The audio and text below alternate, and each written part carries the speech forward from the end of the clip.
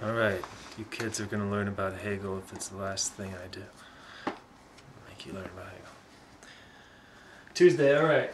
So, Phenomenology of Spirit. You read the book, but what did you think? Consciousness, the negative, all these terms just floating around, just popping up out of the text as if they mean something. But what does it mean? I'm practicing for a class. You have to teach Hegel. It's really hard. And the guy's constantly talking about himself. It's like everything's a reflexive pronoun.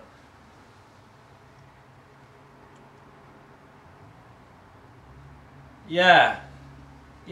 There's been nothing that I've had to teach that was this difficult. And so it helps to see myself. It really helps to have something there, which I know is really just me seeing myself.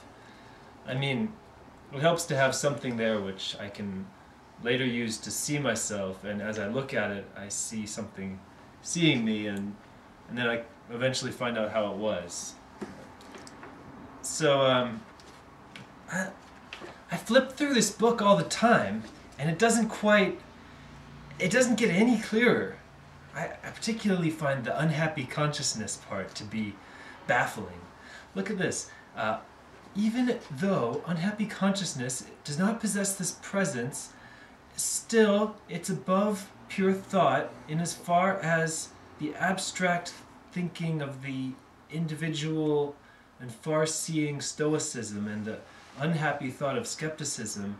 In fact, only the particularity as the unconscious contradiction of restless movement is, yeah, that's the verb. It is about these both, that it brings and holds the pure thought and the individual together. I don't know what to tell you guys. But anyway, I can tell you why Hegel was such a success. He was a man obsessed. I have to do it this way. I have to. So, he knew he only had to do one real book like this.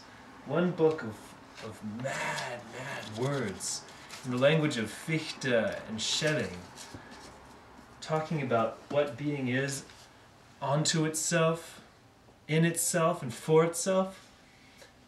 He had to use that language of philosophy in order to sell the idea that philosophy matters. Then he could get a university position. He didn't have a lot of friends in the university. Von Haller hated him, Fies hated him, but he had some old drinking buddies from Tübingen, and luminaries like Hölderlin and Schelling, who got him there. And after that, he could just talk. People would write down what he said, and it became vastly influential. It worked. People did think philosophy was very important, and all because of this tiny observation. It's like Descartes' cogito ergo sum, but it's video ergo sum. Not thinking, just seeing yourself in another thing, and then thinking that you exist, that you're conscious because you saw yourself in a thing. It's like it's kind of dumbing down philosophy into intuition, into a kind of mystical babble, as you read, but it influenced Marx, it influenced other theories of history.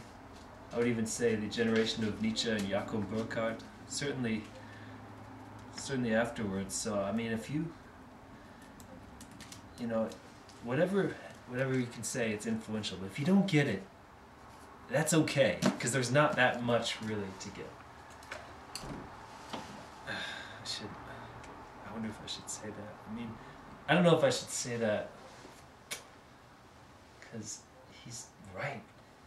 There's something right about that, the conflict with the other, that fearful death call of the other's gaze. There is something that makes you feel that you exist. He was wise.